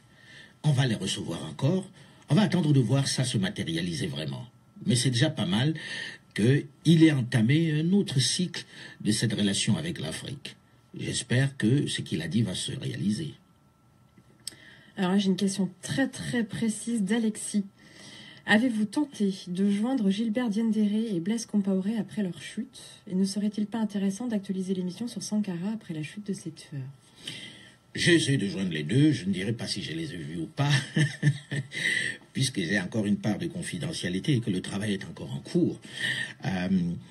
Mais sur la question Sankara, je crois qu'il faut arrêter de gloser tout le temps. Je pense que la vérité est dans le film qu'on a fait, qu'il n'y avait pas spécialement de secret. On sait qui a tué Thomas Sankara, il ne faut pas faire semblant. On sait dans quelles circonstances ça s'est passé. Il n'y a pas grand secret, je ne pense pas que beaucoup de choses vont sortir de là. On a fait une reconstitution avec l'unique témoin vivant de la scène, qui a dit des noms, notre ami Aliouna Traoré. Et je ne fais pas de la pub, mais je pense que je renvoie les gens à ce film-là, qui est long, c'est vrai, mais où on est allé le plus loin possible. Joachim, les révélations de Mediapart ont-elles une influence sur le procès de Gbagbo? J'espère bien. J'espère bien que ces révélations vont permettre de reconsidérer la question Gbagbo dans l'un ou dans l'autre sens. Mais une chose est certaine, c'est que celui qui symbolisait ce tribunal de la haie, la CPI, a été arrêté. C'est un signe. C'est un signe que cette maison, il faut vraiment qu'on s'interroge dessus. Est-ce un tribunal qui est fait pour avoir des objectifs politiques ou bien vraiment pour juger des criminels? Et je pense qu'il y a des gens qui devraient se retrouver devant ce tribunal-là parce que lorsqu'on parle de Gbagbo, il faudra parler de Kadhafi. J'espère qu'un jour, on verra ceux qui ont assassiné Kadhafi répondre de leurs actes devant ce tribunal-là. Parce qu'on sait aujourd'hui on fera un débat sur la question bientôt, mais on sait très bien qu'on a organisé l'assassinat de Muammar Kadhafi, que ça a été organisé proprement, et que ceux qui l'ont organisé courent toujours. C'est un secret de polichinelle. Pourquoi il n'y a pas de tribunal pour cela? Maintenant aussi, je demande à l'Union africaine, qui a fait quand même la réflexion dessus, est-ce que c'est pas à l'Union africaine de porter plainte? Est-ce qu'il doit y avoir des assassinats sans sanction? Ou bien, il y a des gens qu'on doit tuer quand on décide et ne pas payer pour ça. Que pensez-vous de l'affaire Weinstein? Le harcèlement a-t-il selon vous la même forme en Afrique et est-il aussi répandu? Et les femmes africaines doivent-elles elles aussi dénoncer ces violences? Mais le harcèlement a lieu aussi en Afrique, il est même très présent. Mais il se manifeste d'une façon tout aussi violente, tout aussi violente. Et je pense que l'affaire Weinstein va inspirer un certain nombre de femmes. Mais j'ai tendance à dire, je pense qu'il faut faire attention à ça. Je pense que Weinstein paye pour ce qu'il a fait, qu'il va payer pour ce qu'il a fait, que celui qui essaie de faire travailler une femme par le droit de cuissage, la femme doit comprendre que ça ne va jamais bien loin. Ça arrive, même dans les lycées en Afrique. Je crois que j'ai vécu ça sur place et c'est déplorable. Mais je dois aussi dire, en tant que mâle, qu'il y a aussi dans l'autre sens. Et je sais de quoi je parle. On n'en saura pas plus. Devant la multiplication des fake news, quels conseils pouvez-vous donner à vos auditeurs pour bien s'informer? De vérifier parce que c'est devenu un réel danger. Autant les réseaux sociaux, c'est très bien, autant l'usage qu'on en fait quelquefois est particulièrement dangereux. Il y a beaucoup de fausses nouvelles qui sont de nature à salir les gens, qui sont de nature à faire du mal. Et lorsque c'est lancé, vous n'avez plus le moyen de rattraper. Je pense que c'est pas parce que c'est mon métier. On ne se lève pas un matin et on devient journaliste. Je pense qu'il y a des règles, il y a une déontologie, il y a des sanctions. Or, sur les réseaux sociaux, pour l'instant, tout le monde dit un peu n'importe quoi, quelquefois. Il faut prendre ce qui est dit avec beaucoup de pincettes. Je pense que les médias traditionnels sont encore là pour dire les choses les plus graves. Question de Sam. Parmi les chefs d'État rencontrés, lequel vous a paru le plus panafricaniste? Le plus panafricaniste, de mon point de vue, fut... on va dire, il répète la même chose. C'est Nelson Mandela, de mon point de vue. C'est Nelson Mandela qui reste celui qui m'a, on va dire, le plus influencé. Mais je suis de plus en plus influencé par quelques-uns. Si je cite ici, on va dire « Ah, il est acheté, ah, il est vendu ». Donc du coup, le journaliste n'a pas le moyen de dire, quand on est journaliste africain, que j'apprécie plutôt tel ou tel chef d'État, parce qu'on s'est dit tout de suite « Tiens, il a dû lui faire un chèque ». Je n'ai pas rencontré Kagame depuis tellement longtemps, mais je suis de plus en plus impressionné par ce qu'il fait.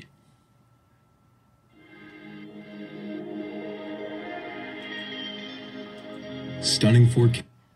Question de Joe. J'aimerais savoir quelle figure historique t'a le plus marqué parmi ceux qui sont passés dans ta fameuse émission Archives d'Afrique. Naturellement, je viens de le dire, Nelson Mandela. Le même. Nelson Mandela. C'est doux. Africain dans un média français d'État. Comment maintenir ton indépendance, de même que ton intégrité, vu le nombre de grands que tu rencontres? La question permanente. Je travaille dans cette maison depuis bientôt 26 ans. Je n'ai jamais reçu un ordre qui vienne du haut. Si, tiens, on m'a censuré une émission dont je n'ai pas envie de parler ici. C'est arrivé, c'est vrai, mais une seule fois. Une fois. Pour des raisons, dit-on, on va dire, de sécurité. Bon. Je n'étais pas très d'accord, mais bon, j'ai accepté. Mais en dehors de ça, mes patrons découvrent l'émission à l'antenne. Je ne vais pas à un service où je fais écouter mon émission. Tous découvrent l'émission à l'antenne. Le jour où on va me dire de présenter l'émission avant d'aller à l'antenne, je me ferai un plaisir de m'asseoir ici et de le raconter au monde entier. Mais pour l'instant, ce n'est pas encore arrivé. Alors, Monsieur Alain Foucault, l'ami des présidents africains, vrai ou faux? On n'est jamais l'ami d'un président. Jamais. Un président, vous savez très bien qu'il veut quelque chose, donc si vous allez le voir, c'est que vous aussi vous voulez quelque chose. C'est un échange de bons procédés. Je veux des informations, lui veut des informations, mais il n'y a pas d'amitié. Je n'ai pas tissé des liens d'amitié avec des chefs d'État. Je les rencontre, Dieu merci. Ils me parlent. J'ai ce privilège d'écouter leur version des faits. Je pense que c'est important pour un journaliste d'écouter ce qu'ils disent. Et eux, ils écoutent aussi ce qui se dit. Maintenant, influencer mon point de vue, je pense que je ne serais pas là s'ils pouvaient influencer mon point de vue. Mais dans le même temps, il y en a quelques-uns qui sont arrivés aux affaires, on était des amis, sauf qu'on s'est éloignés. Il y en a même un qui est aux affaires depuis 5 ans maintenant, j'ai refusé de le rencontrer. Simplement parce que c'était un ami avant. Et on aura du mal à échanger différemment. Ou ceux que j'ai refusé d'interviewer, parce que c'est des amis. Je relis une plainte. Pourquoi avoir arrêté de faire des émissions en public? On ne vous voit plus. Je le déplore moi aussi. Et donc, du coup, voici l'opportunité de le faire en public, même si je n'ai pas le retour attendu et la chaleur que j'avais dans les salles ou à Dakar, à Lomé, etc., en public. Je le déplore, mais les problèmes de sécurité sont devenus récurrents en Afrique et ici en France aussi. Je le rappelle souvent qu'il y a plus d'attentats en France qu'au Mali ou à Londres. La sécurité veut qu'on ne descende plus aussi souvent en public, mais on va tenter quelques trucs cette année. Enfin, l'année qui commence, on va tenter quelques trucs parce que ça me manque à moi aussi, cette chaleur avec le public. Alors, Bob nous dit, dans le coffret réalisé pour Thomas Sankara, vous mentionnez que le président de la transition, Michel Kafando, était un militaire, un capitaine. Cette information est totalement méconnue au Burkina, n'a jamais figuré dans son CV. Où avez-vous obtenu cette information? Il faut faire attention, parce que les gens ont entendu Kafando et tout de suite ils ont pensé à celui qui a assuré la transition. Il ne s'agit absolument pas de lui. Il s'agit d'un autre Kafando que les militaires connaissent, que les Burkinabés connaissent, et que j'invite un certain nombre de personnes à aller bien. Je les invite à bien écouter l'émission ou à bien regarder le film. Mahamadou demande, je veux savoir quelles sont vos sources d'information et l'Afrique contribue-t-elle à la réalisation de ces pièces de façon financière? Pour l'instant, l'Afrique ne contribue pas à la réalisation financière de ces émissions. C'est une bataille de tous les jours. Je pense qu'on n'a pas beaucoup de temps pour que je puisse expliquer quelle est la bataille, mais je l'ai souvent dit. Pour moi, Archives d'Afrique, c'est presque un sacerdoce. Je suis un Africain. J'ai souffert de ne pas avoir mon histoire racontée. Et j'ai la chance de pouvoir la raconter parce que j'ai accès à des documents qui ne sont pas accessibles à tout le monde. Et j'essaye, autant que c'est possible, de raconter la vraie version des choses, telle que c'est dans les documents et qu'elle s'est déroulée dans la réalité. C'est ça, Archives d'Afrique. Et puis j'ai la chance de rencontrer les gens qui me disent des choses, des documents qui se baladent encore. Donc, voilà mes sources d'information. Et je travaille à cela et je suis content parce que depuis les 25 années, il n'y a pas eu de plainte contre nous dans cette émission, hein, Delphine? On n'a pas encore vu quelqu'un porter plainte en disant il y a eu diffamation. Donc, on travaille dur. Donc, on travaille bien. On travaille bien.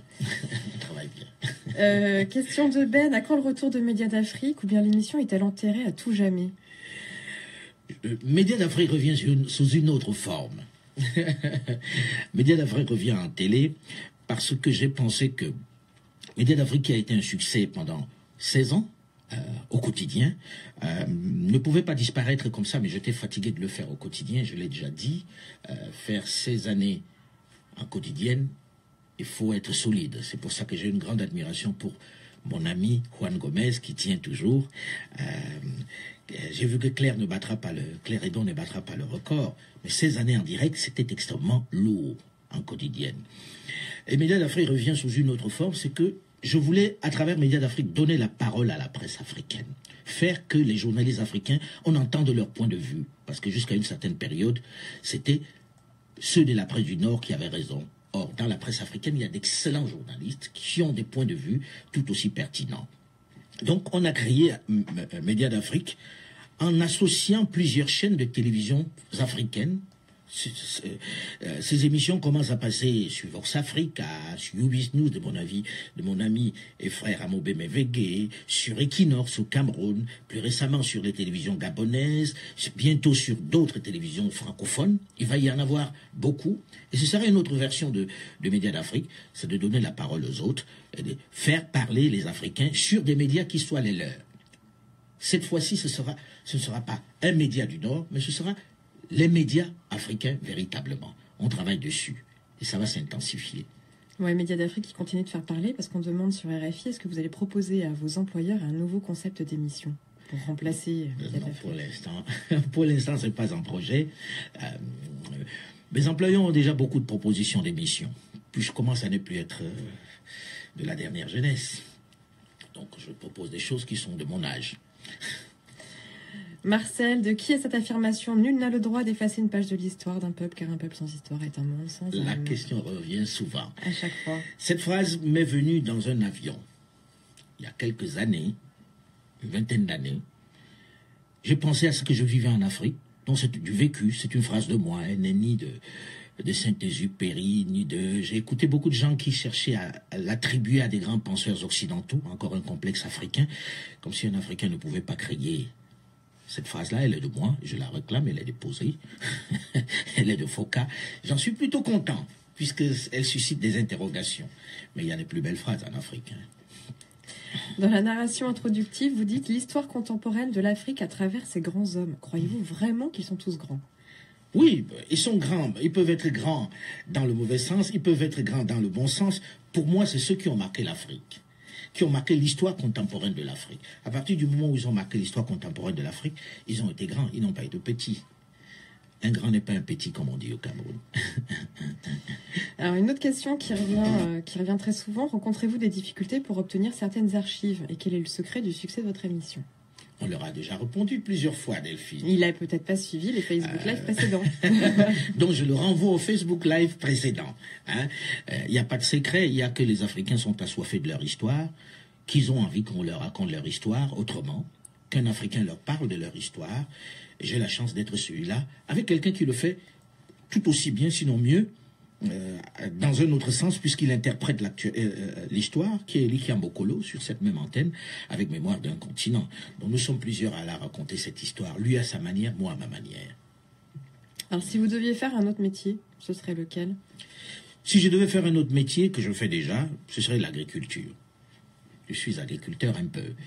Et je pense qu'il n'y a rien d'aussi valorisant que de fabriquer ce que les gens vont manger, de participer à cela. Et pour moi, c'est l'un des plus grands métiers au monde, agriculteur. Les gens veulent aujourd'hui dire, comment il y a un terme pour le dire aujourd'hui, entrepreneur agricole, ou il y a des termes très très savants pour ça. Agriculteur, c'est bien. Quelle est votre émission préférée en dehors, bien sûr, de vos magazines? Mon émission préférée, je ne vais pas me fâcher avec mes petits camarades, j'aime beaucoup d'émissions, mais mes passe-temps favoris, c'est à regarder les documentaires animaliers. Je suis un peu gavé par l'actualité qui dit toujours des choses tristes, malheureusement. Donc je regarde beaucoup les National Geographic, surtout les animaux. Votre émission est-elle suivie par le reste du monde? J'ai la faiblesse de penser que l'émission est suivie par le reste du monde, puisque tu reçois bien, Delphine, régulièrement du courrier nous venant de Russie, du Japon, de Chine, etc., des États-Unis.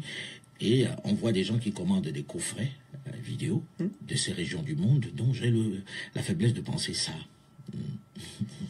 Alors, question de Jean. Si vous deviez donner une note satisfaisante à l'un des dictateurs qu'a connu l'Afrique, lequel choisiriez-vous, pardon? Choisir un dictateur, carrément. Carrément. Comme il y va, lui.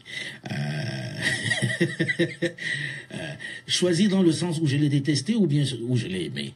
Je sais pas, parce que je ne peux pas aimer un dictateur. Je ne peux pas aimer un dictateur, et puis il y en a qui ont été hideux, qui ont été incroyablement méchants. Idi Amin Dada, par exemple. On cherche une raison d'apprécier Idi Amin Dada. On a du mal, quoi. On s'identifie pas à ce personnage-là. Oui. Donc, que des mauvaises notes. Que des mauvaises notes. Que pensez-vous de l'augmentation du nombre de crimes et délits à caractère raciste depuis l'élection de Donald Trump aux États-Unis? Est-ce qu'il y a vraiment un lien entre les deux? Moi, j'avais pas envie de parler de Donald Trump parce que les Américains ont choisi leur président, mais j'avoue que c'est pas celui que j'aurais choisi. Et que ces idées puissent donner l'occasion à certains de se libérer, ça n'a rien d'étonnant. Ça n'a rien d'étonnant quand le monsieur il est tout en ambiguïté. Monsieur journaliste, je ne vais pas rentrer trop longtemps là-dedans. Une chose est certaine, c'est que j'aurais jamais voté pour Donald Trump si j'étais américain. C'est clair. Dernière question. À quand l'histoire des grandes femmes africaines? J'aimerais bien raconter l'histoire des grandes femmes africaines. Je ne demande que ça. Et chaque semaine, Delphine, notre bataille, tu la connais, pour trouver des femmes qui viennent parler ici. J'ai essayé d'épuiser les femmes qui ont marqué l'histoire de l'Afrique, même si elles ont été nombreuses à marquer dans l'ombre, mais malheureusement, elles étaient souvent dans l'ombre. On a fait Winnie Mandela dans Archives d'Afrique, on a fait Myriam Makeba dans Archives d'Afrique. On regarde les autres femmes qui marquent l'histoire du continent. On prépare Ellen Johnson Sirleaf, puisqu'elle va quitter les affaires bientôt. Et je ne demande qu'à avoir des femmes qui ont marqué l'histoire contemporaine de l'Afrique. Je ne dis pas qu'elles n'ont pas été dans l'histoire, mais seulement on les a souvent, malheureusement, placées en arrière-plan. Et j'espère qu'on va les placer au premier plan aujourd'hui, parce que les hommes ont échoué. Il est peut-être temps que les hommes reconnaissent qu'il est venu le moment de passer la main aux femmes. Si les auditeurs ont des idées, ils peuvent toujours nous suggérer des femmes c'est clair. Sur notre page Facebook. Absolument. J'attends leurs idées. Merci beaucoup, Alain. C'est moi qui vous avez quelque chose à rajouter? Merci. J'ai envie de souhaiter des très belles fêtes à tous ceux qui nous regardent, à nos auditeurs, de très très bonnes fêtes dans la paix, dans la joie, dans le bonheur, et que nous nous retrouvions avec beaucoup de bonheur en début d'année prochaine. Nous reviendrons, nous parlerons plus longtemps, parce que le temps tourne vite. On a quand même passé plus d'une heure là, et on n'a même pas eu à répondre au 1/10 des questions. Ce n'est pas volontaire. Et le temps passe vite. Et le temps passe vite. Bonne année, joyeux Noël pour ceux qui célèbrent Noël. Très très bonne année 2018, et restez à l'écoute du RFI. Restez à l'écoute des Archives d'Afrique, du débat africain. On est ensemble.